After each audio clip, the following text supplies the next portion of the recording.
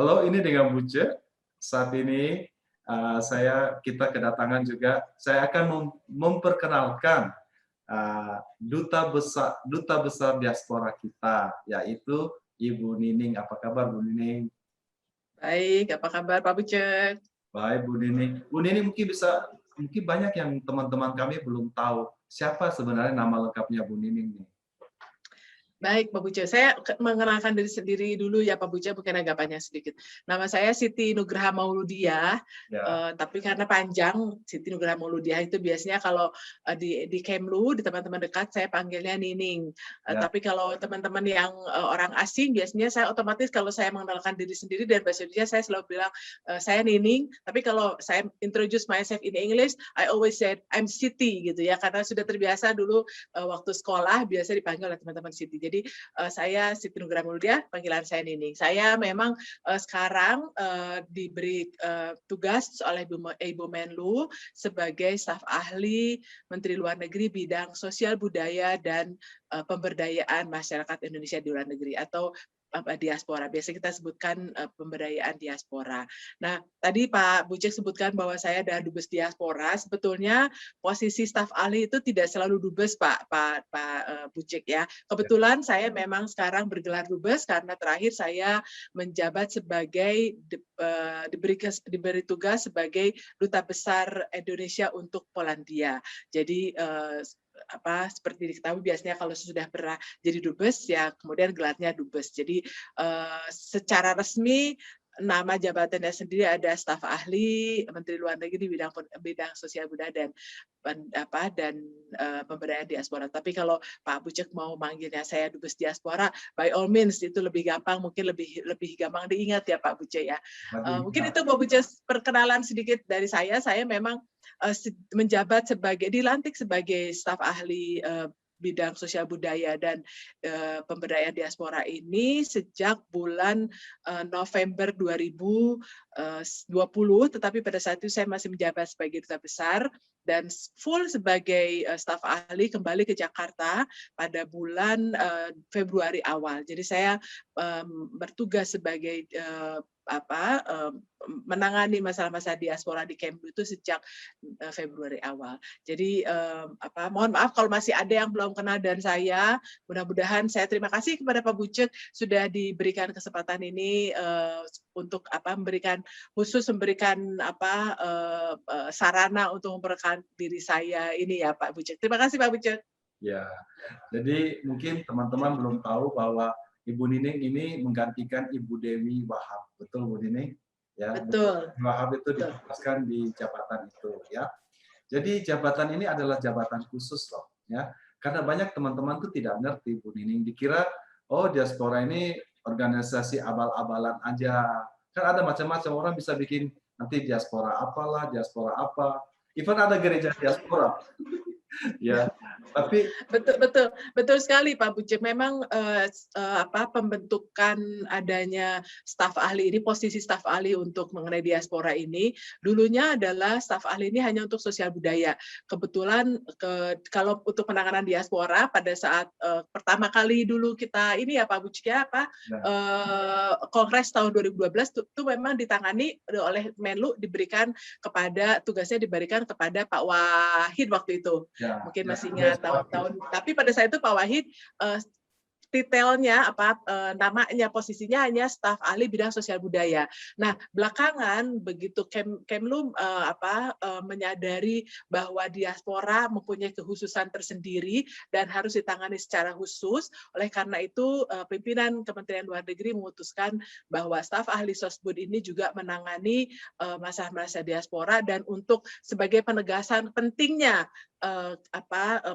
penanganan diaspora itu diberikan tambahan dari jabatannya itu gitu. Jadi itu bukan sekedar ditangani oleh sahli ini udah, tetapi di situ disebutkan bahwa sahli ini adalah juga sahli untuk pemberdayaan diaspora. Demikian asal usul ya. Nah, kita mau memperjelas nih Bu Nining ya.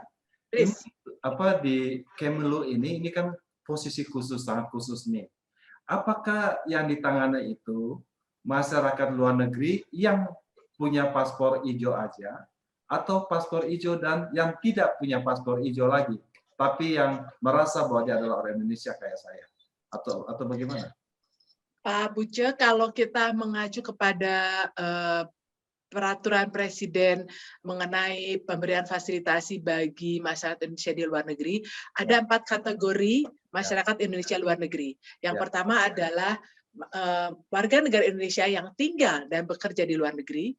Kemudian masyarakat warga negara asing yang bekas warga negara Indonesia.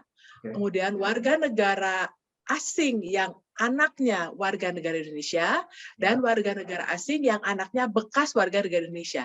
Jadi 4 kategori itu. Saya nggak tahu Pak Buce masuk kemana nih. Mungkin Saya yang warga negara Indonesia dong. Warga negara. Jadi yang kedua, ya Pak Buce ya. Jadi ini semua masuk ke dalam kategori masyarakat Indonesia di luar negeri. Memang diaspora ini masuk kategori diaspora Indonesia yang ada dasar hukumnya, itu peraturan presiden itu. Jadi Pak Buce, kalau misalnya sekarang banyak sekali yang saya masih mendapatkan kritikan, kenapa definisinya masih dibilang katanya sempit, hanya 4 itu. Bagaimana mengenai suami istri orang Indonesia seperti itu.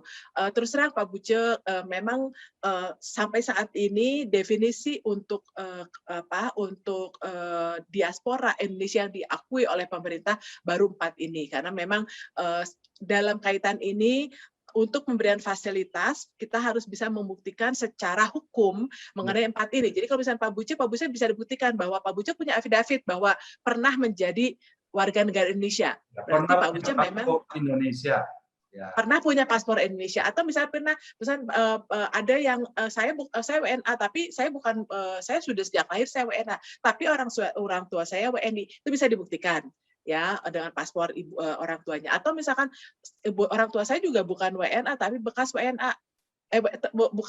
Orang tua saya juga WNA tapi bekas WNI, bisa dibuktikan dengan tadi misalkan paspor dulu orang tuanya Indonesia. Jadi sejauh ini memang yang bisa dibuktikan secara hukum adalah 4 kategori itu. Jadi untuk menjawab pertanyaan Pak Buce itu tadi seperti itu, masyarakat Indonesia di luar negeri yang saya tangani, yang kami tangani di Kemlu adalah masuk dari 4 kategori itu. Demikian Pak Buce. Nah ini menarik Bu Nining ya.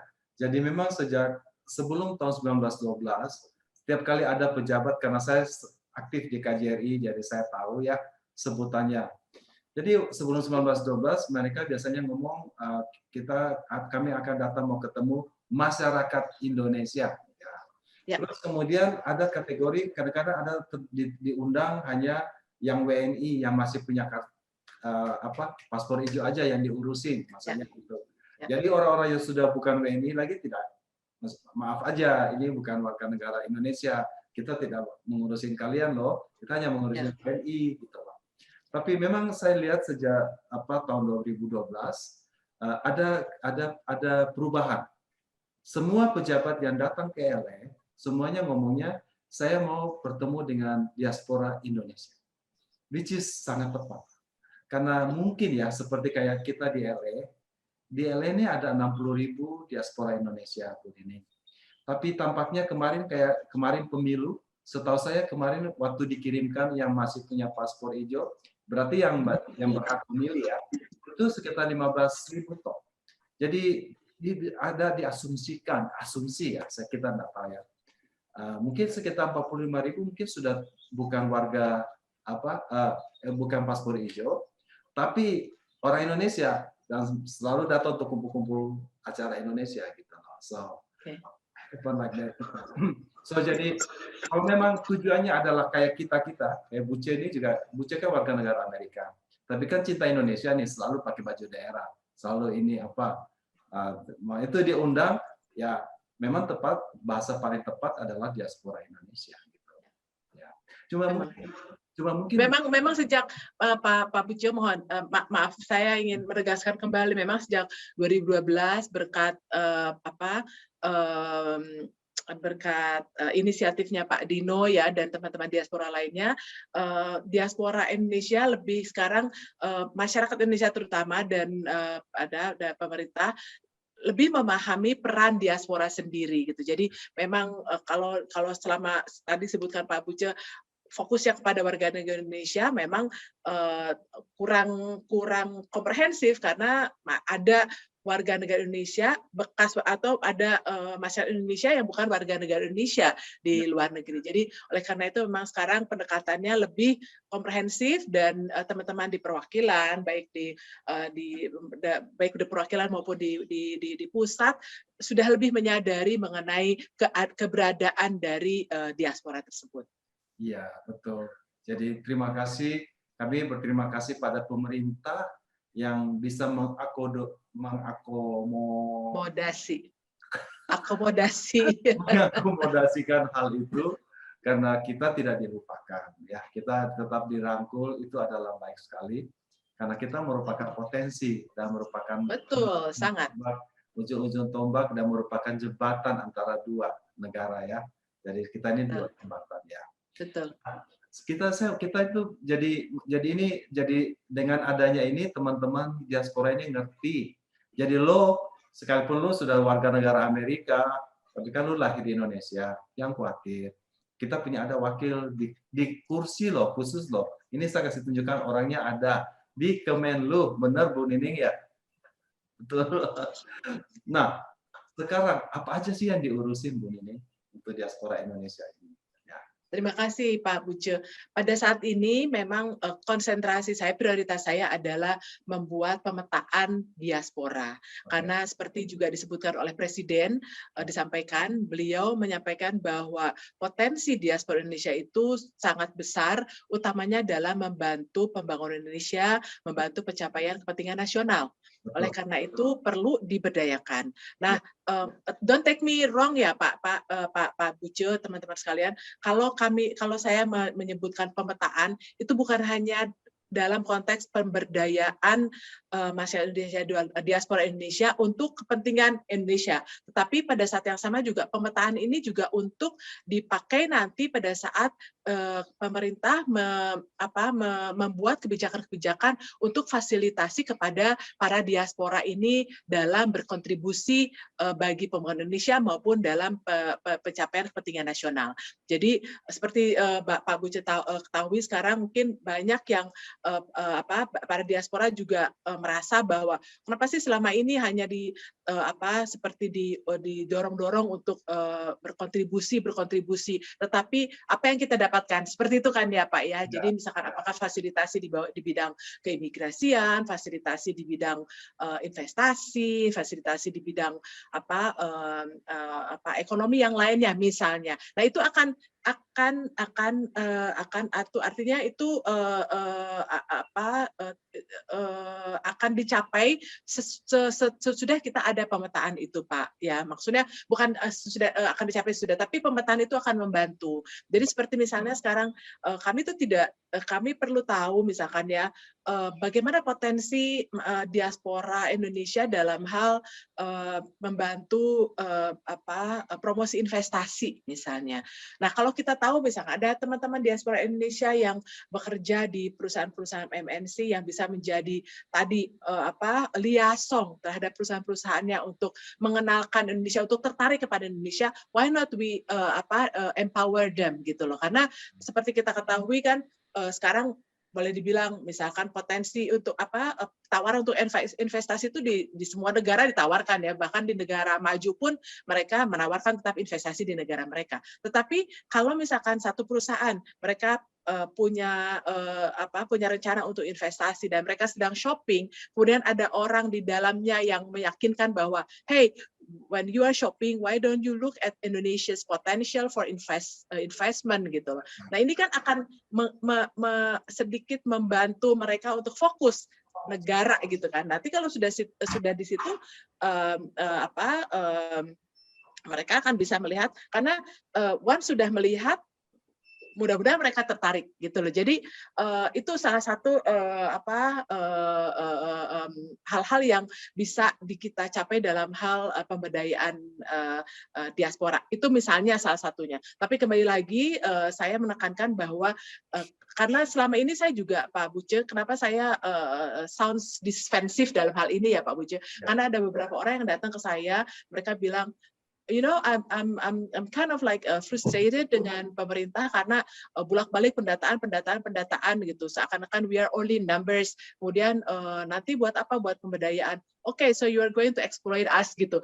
Padahal that's not the reason. That's not really the case. Pada saat kita menyebutkan pemberdayaan, it should be mutually beneficial. Nanti kalau misalkan Pak Buce punya keinginan untuk berinvestasi di Indonesia. Nah, karena Pak Buce diaspora, Pak Buce seharusnya diberikan fasilitas yang lebih mudah dibandingkan warga negara lain. Nah, itu seperti itu yang ingin kita dapatkan dari pemetaan ini. Tanpa pemetaan, kami akan sulit, saya khususnya untuk meyakinkan misalkan tadi BKPM tolong dong diberi fasilitas kepada WNA. Kalau mereka bilang oke, tapi apa yakin mereka punya potensi? Kalau saya sudah punya pemetaan, saya akan bilang kepada BKPM, look, dari pemetaan yang kami lakukan potensinya sangat besar sekali gitu. Jadi ini hal-hal yang prioritas yang sedang saya laksanakan terkait dengan pemetaan diaspora. Terus terang, Pak Buce, exercise ini sudah dilakukan beberapa kali. Pendekatannya yang pernah dilakukan adalah pemetaan secara global. Jadi diaspora itu ada berapa juta. Kemudian mereka itu di sektor apa aja misalkan. Nah, ini pendekatan ini sangat sulit dilakukan karena memang pertama warga negara Indonesia diaspora Indonesia itu kecuali yang menetap seperti Pak Buce mungkin ya sudah tinggal di luar negeri sudah menjadi WNA, selebihnya itu kan moving. Even yang udah WNA pun moving around gitu kan. Nah, jadi nanti yang kami rencanakan pemetaan itu adalah per sektor. Per sektor, Pak Buce. Jadi nanti misalkan, mungkin kita fokusnya sektornya sektor di bidang iptek atau di bidang MNC, siapa saja profesional di bidang di MNC atau siapa saja profesional yang bekerja di bidang international organization gitu. Jadi per sektor. Dengan begitu kita akan lebih targeted dalam hal pemberdayaan, pemetaannya lebih jelas untuk targeted pemberdayaan seperti apa. Jadi tailor made gitu. Jadi tidak secara luas komprehensif yang ujung-ujungnya justru sulit gitu. Itu yang kami sedang lakukan Pak Buce, salah satunya. Yang selain itu juga kami bersama dengan Direktorat Diprik. Jadi Pak Buce di Direktorat Diprik itu ada satu kasubdit yang memang menangani diaspora. Jadi selain staf ahli ada juga di Direktorat Diprik itu kasubdit menangani diaspora. Nah, Direktorat Diprik bersama-sama dengan kami sekarang sedang merevisi Permenlu mengenai Kemilen. Ada beberapa catatan terkait dengan Kemilen yang perlu direvisi. Nah, ini kami sedang membuat revisi Permenlu-nya. Pertama tujuannya adalah karena ini masih sedang berjalan, jadi saya tidak bisa memberikan ini secara detail ya Pak Buce ya. Hanya area-area yang direvisi. Pertama area dalam hal registrasi itu akan kita bikin mudah karena akan diintegrasi dengan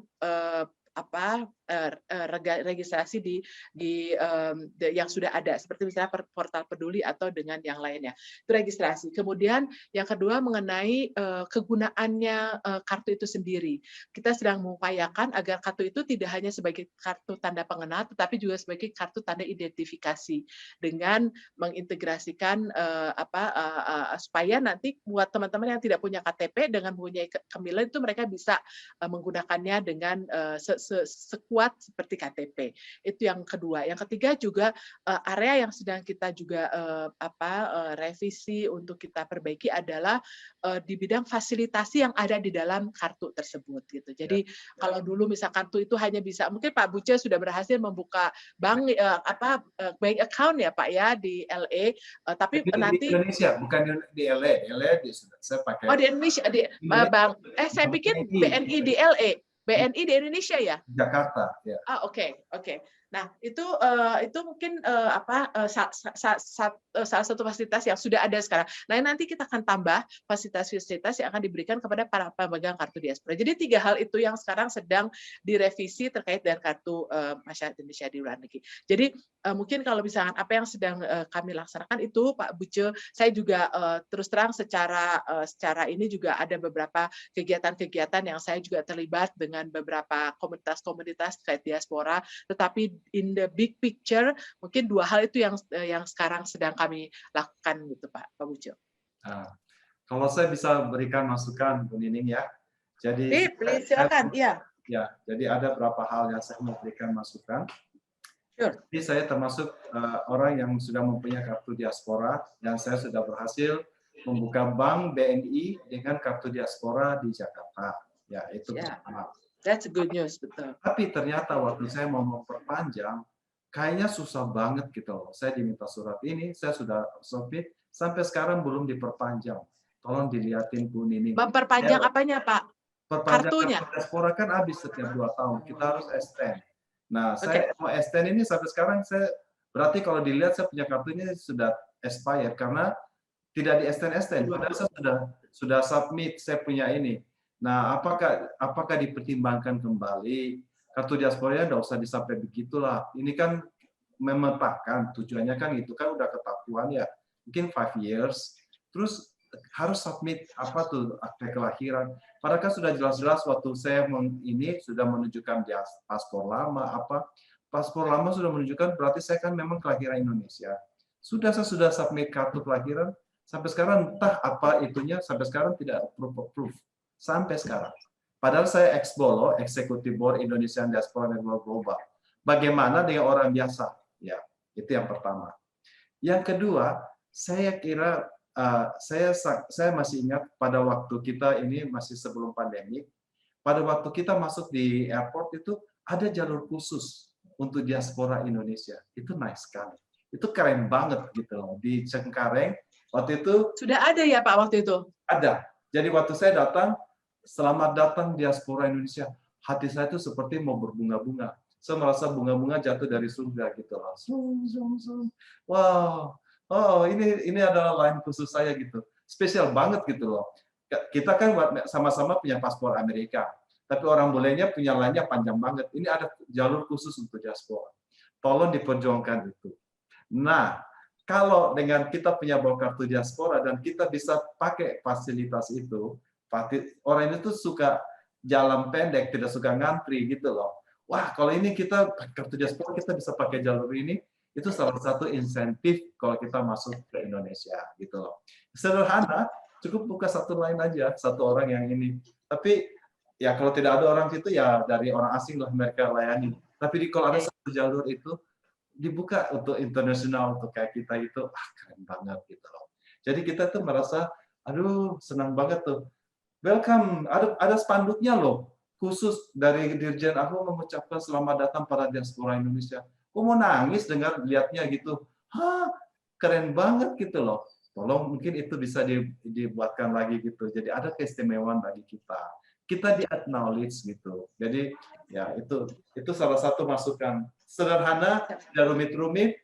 Ya mungkin tentu dengan kartu diaspora mungkin kita akan kita bisa mempunyai pemilikan tanah, gimana lebih daripada diistimewakan lebih daripada orang asing gitu. Ya, cuma itu saya kira tentu masih harus dibicarakan ya agraria masih panjang atau bisa lebih lama. Saya tahu imigrasi sudah mengakomodasi hal itu untuk membuat lebih begini. Jadi kalau bisa siap Pak Buce. Yang tadi yang tengah perpanjangan kenapa sampai sekarang belum itu nanti akan kami cek Pak Buce ya.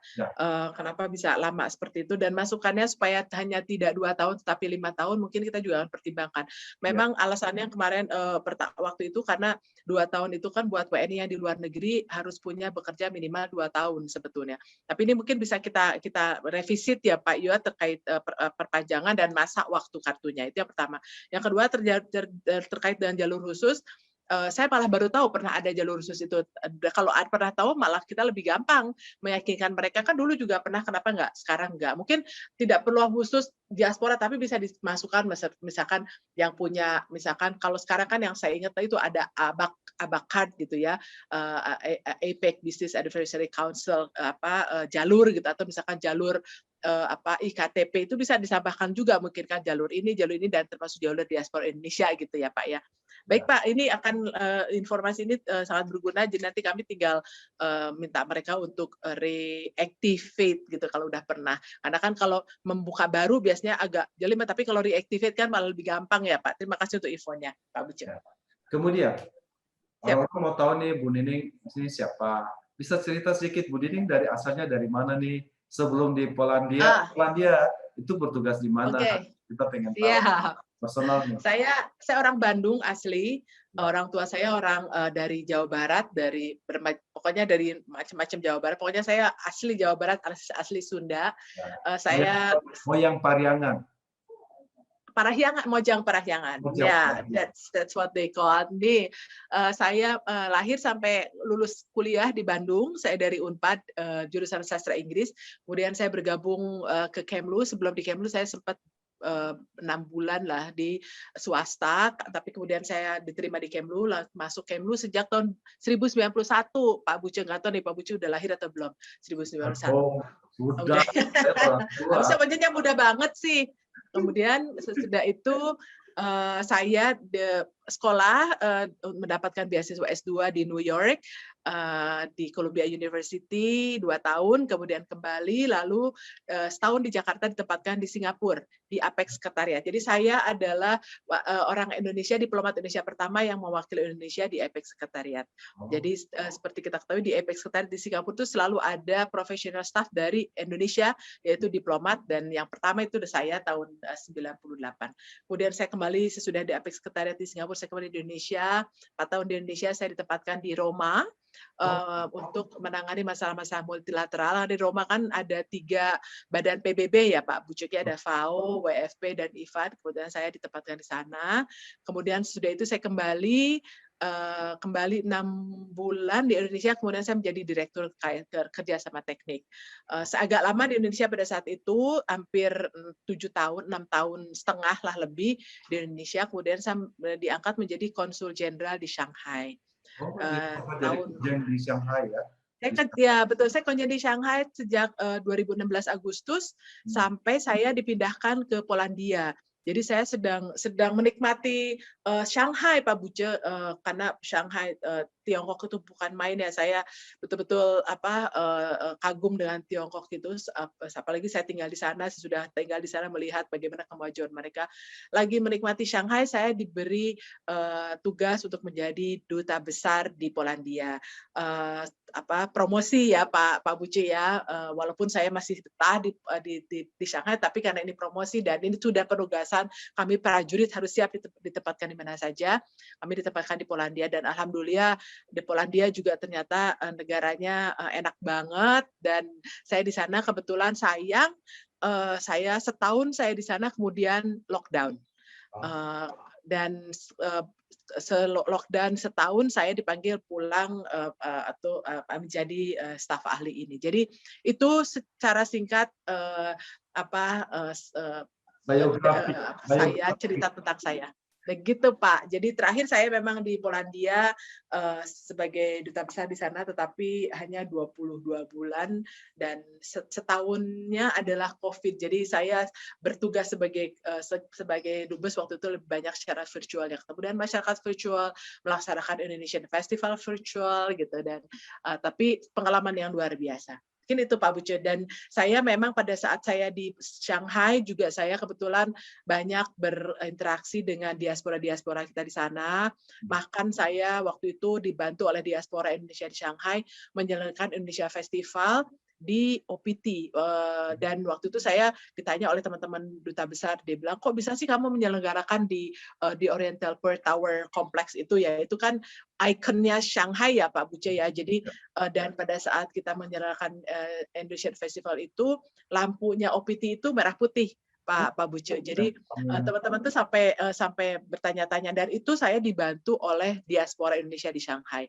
Diaspora Indonesia di sini yang warga negara maupun yang sudah tidak warga negara Indonesia. Saya merasakan banget waktu itu bagaimana mereka membantu proyek kita sehingga program kita bukan membantu, kita sebetulnya Indonesian Incorporated karena they are bagian yang sangat integral dari itu.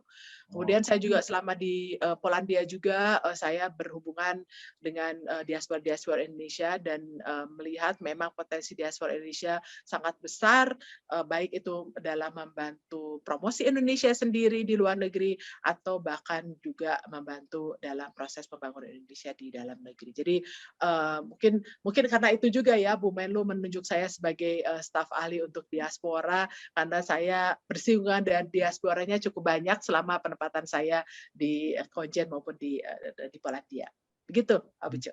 Nah, kalau di Polandia kita ada berapa orang Indonesia di sana, diaspora Indonesia? Orang Indonesia mungkin sekitar 1.000, Pak. Nggak banyak memang, tapi itu waktu saya datang itu hanya sekitar 600, kemudian saya di sana 1.000 karena memang selama sekarang ini seperti kita ketahui Polandia itu kan kekurangan pekerja, terutama pekerja low and unskilled level itu sangat kurang. Nah ini banyak diisi oleh workers dari Indonesia. Jadi berbondong-bondong waktu saya di sana itu hampir tiap minggu datang rombongan 20 orang, 10 orang untuk bekerja di Polandia. Jadi itu yang menambah banyak. Awalnya sendiri sekitar 500-600 hanya profesional, kemudian keluarga besar KBRI dan mahasiswa. Sekarang juga mahasiswa makin banyak di sana Pak Buci, karena di Polandia itu standar university-nya European University, tetapi untuk tuition fees dan biaya tinggal itu sangat jauh di bawah negara-negara Eropa Barat. Padahal standarnya adalah European University karena they are part of European Union. Gitu. Jadi sekarang makin banyak, malah kalau dari negara-negara seperti Thailand, India, Malaysia, banyak sekali student mereka yang belajar kedokteran di sana. Karena once they get their medical degrees di Polandia, mereka bisa bekerja di all European Union sebagai dokter. Itu memang itu kalau saya melihat potensi kerjasama dengan Polandia itu banyak sekali yang untapped, yang belum banyak orang Indonesia mengetahuinya, dan sebaliknya orang Polandia juga nggak banyak mengetahui Indonesia, tidak banyak mengetahui bahwa Indonesia ini negara sebesar kita gitu. Jadi itu cerita tentang Polandia sedikit, Pak Wuce. Menarik ya. Kalau Polandia itu berarti Eropa Timur ya. Saya bukannya Eropa Tengah, Pak Buce. Eropa Tengah. They don't like to be categorized as Eropa Timur karena memang mereka di tengah banget.